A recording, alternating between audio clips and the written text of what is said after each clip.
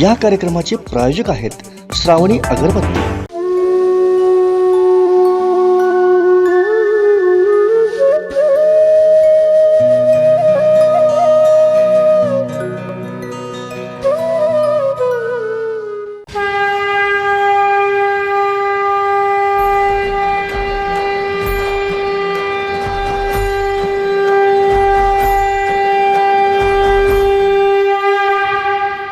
नमस्कार, हरे कृष्ण. मी श्याम रसिक दास आपल्याकडे घेऊन येतोय गीत गोविंद वार्ता गीतेची. आपण चर्चा करतो आहे प्रथम अध्याय 15व्या श्लोकातनं. मागच्या भागामध्ये आपण बघितलं श्लोक क्रमांक 14, जिकडे आपण भगवंतांची एंट्री बघतो आणि त्यांची कृपा बघतो. That was the focal point of last episode. तर आपण बघितलं 2 एपिसोड पहिले की कसं भीष्मांनी, द्रोणाचार्यांनी आणि बाकी सगळ्या कौरव योधवीरांनी आपापले शंख वाजवले. नंतर वेगवेगळे शंख, तुतार्या, ढोल, ताशे, नगाडे सगळे वाजवू लागले. आणि मग यांना जर उत्तर द्यायचं आहे तर पांडवांनी आपलेही शंख वगैरे वाजवायला पाहिजेत. सो आजच्या श्लोकांमध्ये आपल्याला कळतं की पांडवांचे कुठले कुठले शंख वाजले आणि त्याचा इफेक्ट कौरवांच्या सेनेवरती काय झाला. So we have shloka 15 to around 19 which we will be covering today.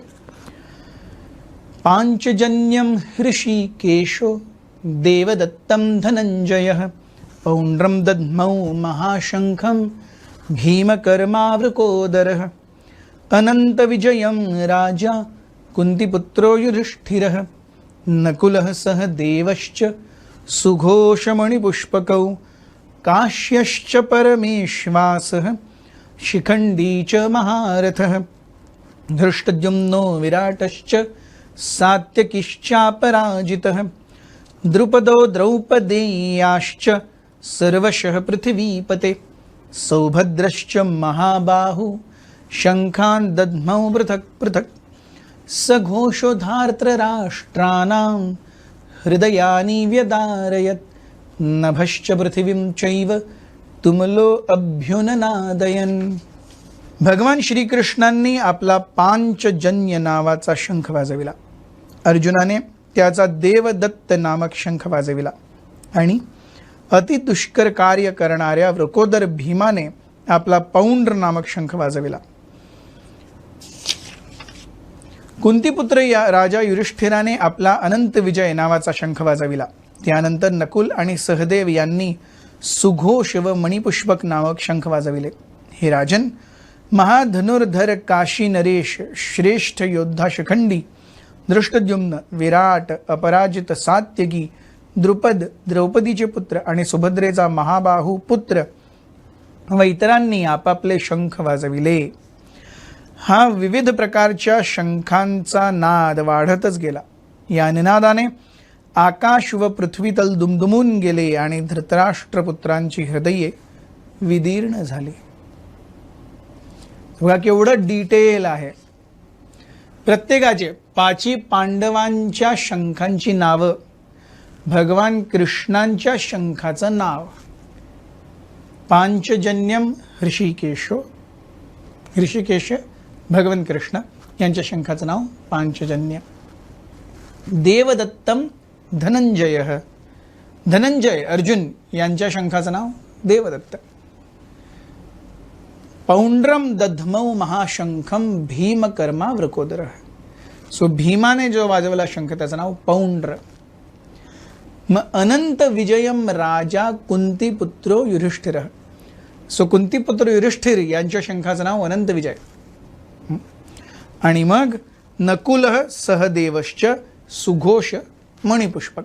So Nakul यांच्या शंखाचं नाव सुघोष आणि सहदेव यांच्या शंखाचं नाव मणिपुष्पक. सो पांडव हे स्पेशल आहेत, भगवंत स्पेशल आहेत, म्हणून त्यांच्या सगळ्यांच्या शंखांची नावही दिलेली आहेत. आणि त्याच्यानंतर बाकी सगळे जे महान योद्धे होते त्यांनी आपापले शंख वाजवले.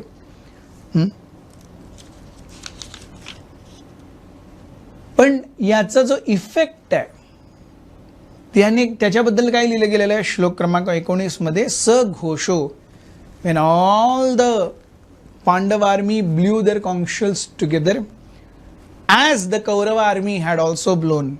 3-4 श्लोक पहिले आपण बघितलं की प्रत्येकाने आपापले शंख वाजवले. ज्यावेळी भीष्मांनी आपापले वाजवले प्रत्येकाने आणि सगळा भयंकर नाद होता.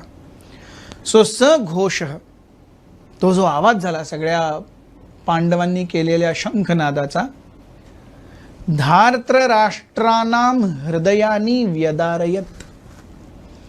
धृतराष्ट्र चे पुत्र धार्त्र राष्ट्र, वसुदेव चे पुत्र वासुदेव,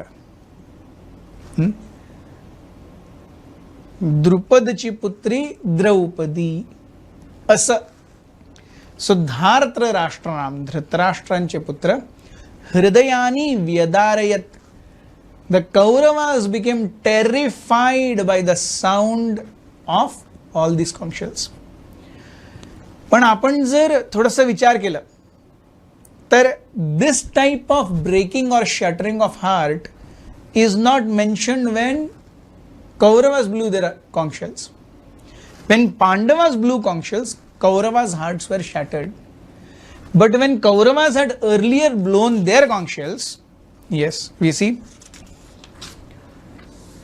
टेक्स्ट 13 ततः शंखाश्च भैर्यश्च पाणवानक गोमुखाः सहस एव अभ्यान्यन्त स शब्दस्तुमलो अभवत्. It is only a great roar, but it did not have any effect on the hearts of Pandavas. But whereas when the Pandava party blew their conch shells, Kauravas felt terrified. Their hearts skipped a beat. So this is also one of the pre-sign कि अरे what is going to be the end result of the battle of Kurukshetra. इस महायुद्ध का अंजाम क्या होगा. अंजाम definitely पांडवों के पक्ष में होगा. क्यों? पहले से ही हम देखते रहे, पहिलेपासून आपण बघतोय धर्मक्षेत्र कुरुक्षेत्र. कुरुक्षेत्र जिकडे हे युद्ध होत आहे हे धर्मक्षेत्र आहे. So naturally it is going to promote dharma to come up the Pandavas. नंतर आपण बघितलं ज्यावेळी दुर्योधन पांडवांची असेसमेंट करतो, he gives 19 almost names, 18-19 names of great warriors. पण ज्यावेळी तो स्वतःची असेसमेंट करतो तो 7च नावं देतो. So although the army is big, the main fighters are there majorly on Pandavas side. This second sign that Pandavas are going to win. मग नंतर आपण बघतो की त्यांच्या बरोबर भगवान कृष्ण आहेत. माधव पांडवश्चैव दिव्य शंख प्रदत्मतु. सो माधव लक्ष्मीपती. मग जिकडे लक्ष्मी आहे अर्थात ऐश्वर्य आणि जिकडे भगवंत अर्थात धर्म, सो जिकडे धर्म आहे आणि लक्ष्मी आहे त्या भागामध्ये पराजय कसं काय होणार. सो भगवान कृष्ण स्वयं आहेत. Third sign that Pandavas are going to win. Fourth sign here, yes, fourth sign is ज्यावेळी या सगळ्या पांडवांनी आपापले शंख वाजवले हृदयानी व्यदारयत. सघोषो धार्त्र राष्ट्रानाम हृदयानी व्यदारयत. Yes. And the fifth sign till now that Pandavas are going to win is the big chariot. ततः श्वेतेर हयैर्युक्तै महती स्यंदने. It was a magnificent chariot. So Mahabharata सांगता आपल्याला की दॅट चॅरियट, तो जो रथ होता घोड्यांबरोबर, तो अग्निदेवांनी दिलेला. सो ज्यावेळी अज्ञातवास सुरू व्हायच्या पहिले अर्जुन 1 वर्षापर्यंत हे स्वर्गलोकांमध्ये गेले होते सगळ्या देवतांना भेटायला आणि त्यांच्याकडनं प्रमुख प्रमुख अस्त्र त्यांचे जे काही तुम्ही दान द्याल so that we can fight the battle of Kurukshetra. So he had gone to amass special celestial weapons. So त्यावेळी अग्निदेवांनी आपला रथ दिला होता. सो अग्निदेवांचा रथ तो जिकडे जाईल तिकडे तो विजयी होणारच. सो टिल नाउ वी सॉ 5 साइन्स, 5 आत्तापर्यंतचे साइन्स की Pandavas are definitely going to win. There is no hope only of Duryodhana winning. So नभश्च पृथ्वीं चैव तुमलो अभ्युननादयन. सो द्रुपदौ द्रौपदेयाश्च, द्रौपदेय अर्थात द्रुपदचा पुत्र कोण? दृष्टद्युम्न. यस. सौभद्रश्च, सुभद्राचा पुत्र अभिमन्यू. ह्या सगळ्यांनी द्रुपद द्रौपदे, द्रौपदीचे 5 पुत्र, द्रौपदीचे 5 पुत्र. सौभद्र इज अभिमन्यू, सुभद्राचा पुत्र. अशा प्रकारे आपण बघतो की प्रत्येकाने या महावीरांनी आपापले जे हे केलेले आहेत, शंख वाजवलेले आहेत आणि त्यांचा जो पूर्ण नाद आलाय महान आहे. आणि त्याच्यापासून we deduce reasons how Pandavas are definitely going to win. उद्याच्याही भागामध्ये आमच्याबरोबर राहा, कारण आपण बघणार आणखी एक महत्त्वपूर्ण कारण even before starting the war of Kurukshetra की पांडव कसे विजयी होतील. सो पुढच्या भागामध्ये आमच्याबरोबर नक्की राहा. तोपर्यंत मी श्याम रसिक दास, आंतरराष्ट्रीय कृष्ण भावनामृत संघातर्फे वार्ता गीतेची.